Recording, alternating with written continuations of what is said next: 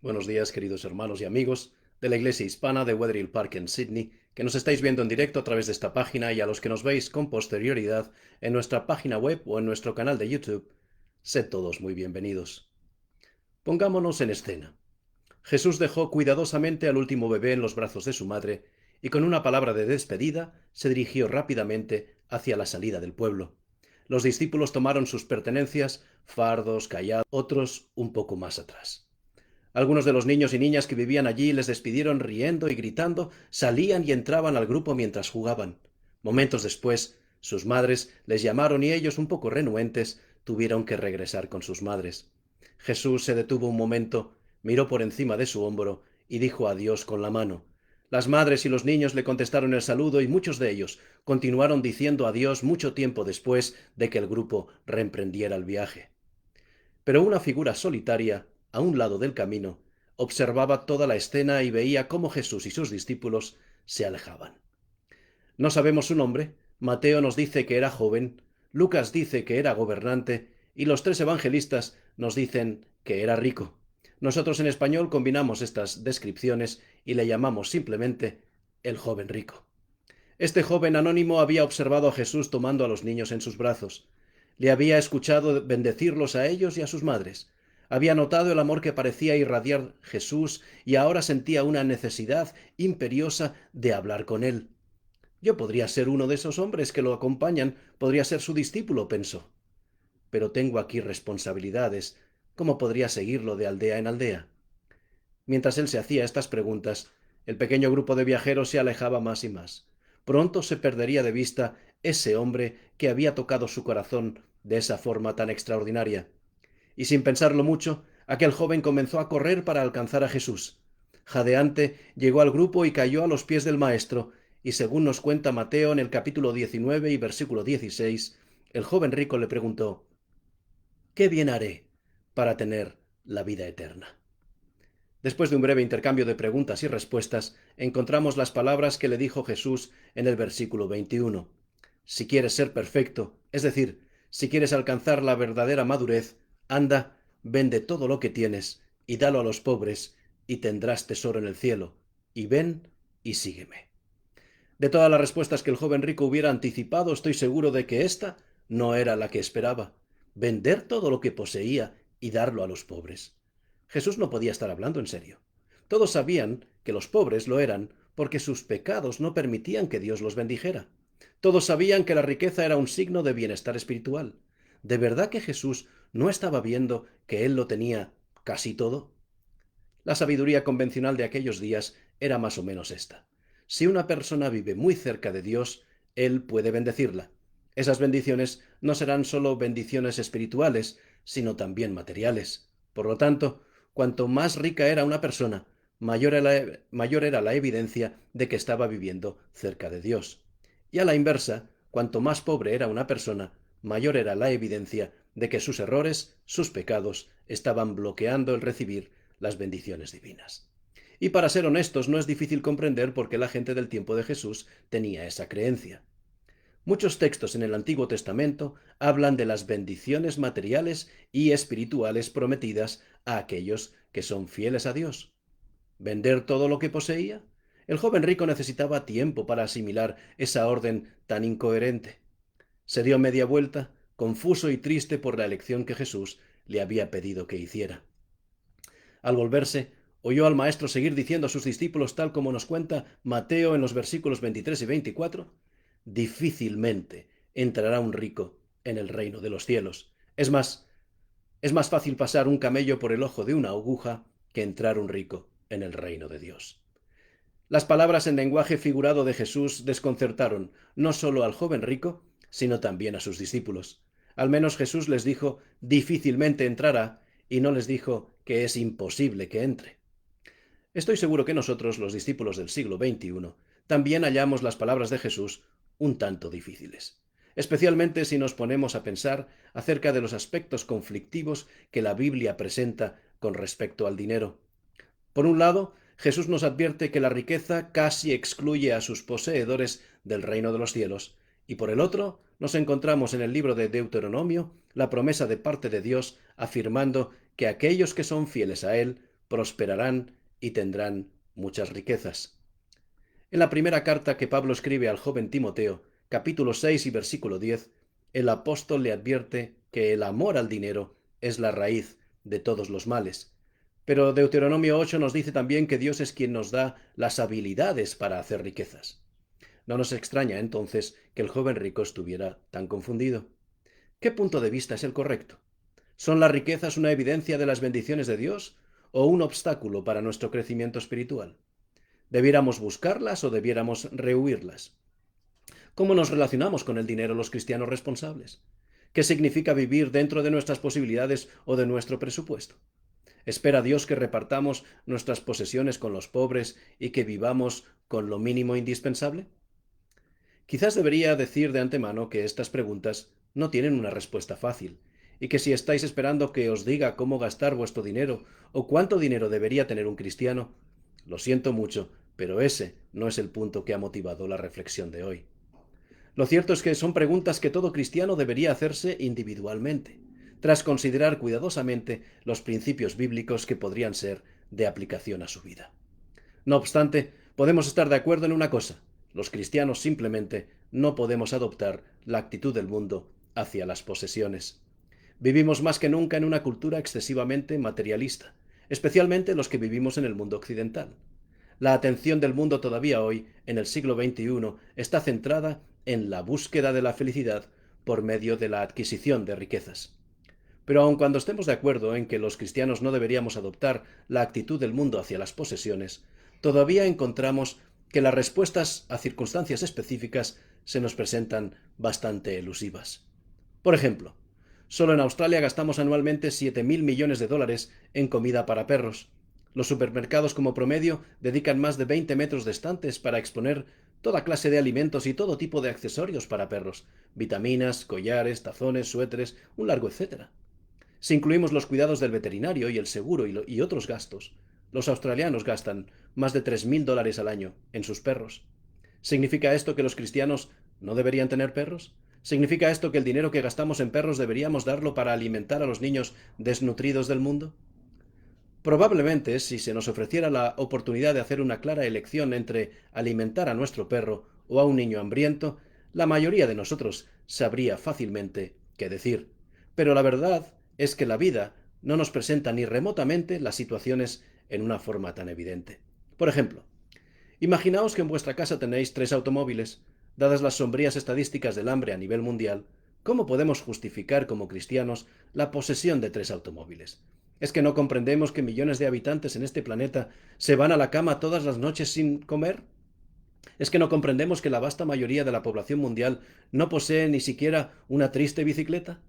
Quizás como cristianos debiéramos vender 2 automóviles o los 3 y donar ese dinero para aliviar un poco el sufrimiento de los seres humanos. Pero tal vez no, porque desde un punto de vista puramente pragmático, si donamos nuestros vehículos pero perdemos nuestros empleos, nosotros mismos llegaremos a ser parte del problema de la pobreza y no parte de la solución del mismo. ¿Es válido este razonamiento o no es más que la racionalización de un estilo de vida materialista? Esta pregunta no es ociosa, puesto que Jesús confrontó al joven rico exactamente con el mismo dilema. Nos hemos apresurado a condenar a ese joven porque se fue triste porque tenía muchas posesiones. Sin embargo, ¿cuántos de nosotros estamos preparados para dar todo lo que poseemos a los pobres? ¿No consideraríamos nosotros también irrazonable y muy poco acertada una petición como esta? ¿Por qué entonces le dijo Jesús a este joven que debía dar todo cuanto poseía a los pobres si quería llegar a ser su discípulo? Si esto hubiera sido la regla general, ¿por qué Jesús no requirió lo mismo de todas las demás personas ricas que expresaron su deseo de seguirle? Cuando Zaqueo bajó del árbol, le dijo a Jesús que había decidido dar la mitad de sus bienes a los pobres, pero Jesús ni siquiera sugirió la idea de que la mitad no era suficiente. Al contrario, elogió a Zaqueo y dijo públicamente: hoy ha venido la salvación a esta casa. Tanto José de Arimatea como Nicodemo eran hombres de recursos que posteriormente llegaron a ser discípulos de Jesús.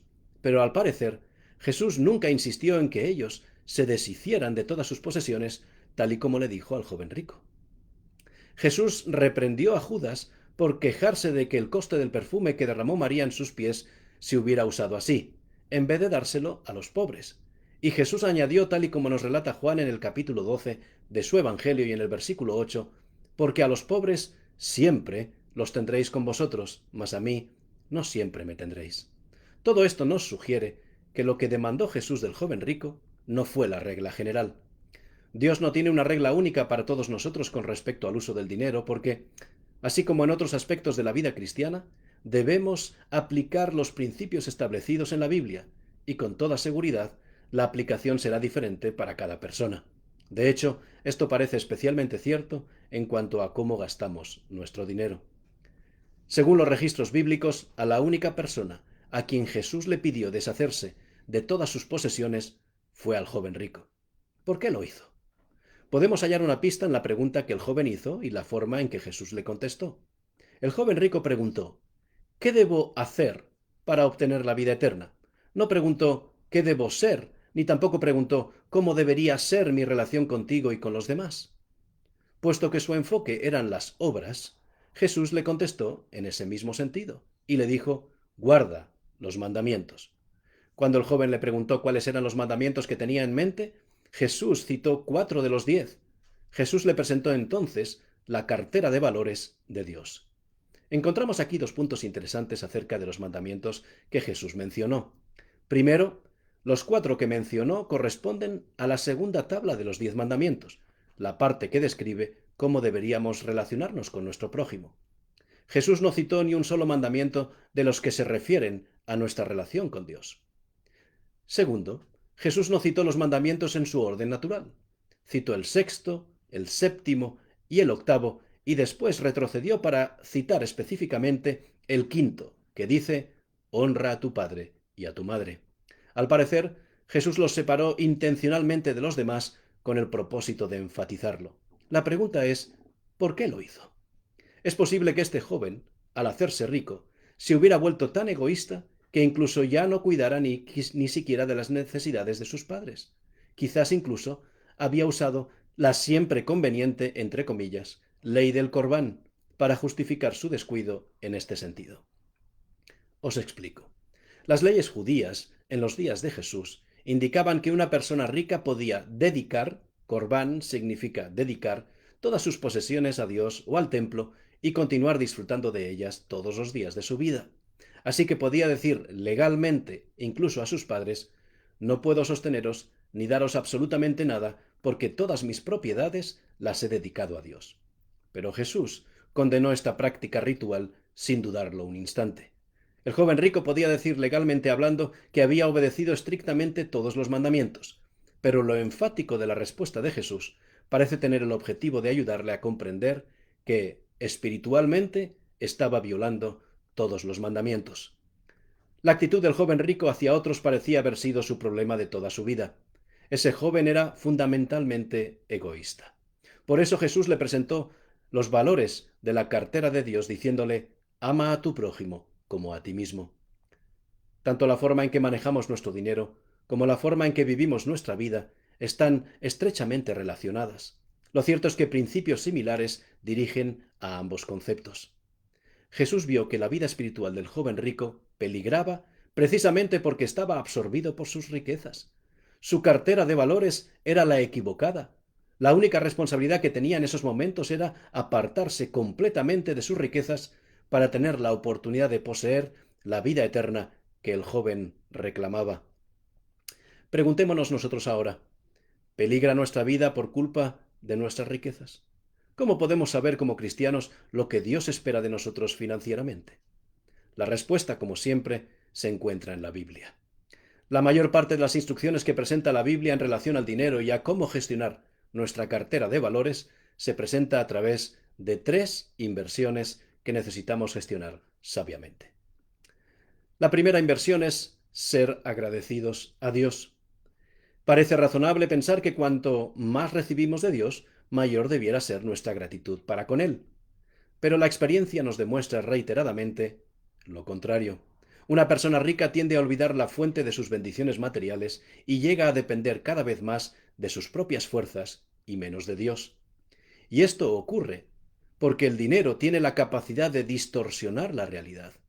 Cuando podemos echar mano en cualquier momento de todo lo necesario para satisfacer nuestros caprichos, es fácil comprender y es fácil comenzar a pensar que el dinero también puede proveer la felicidad en otros aspectos menos materialistas de la vida.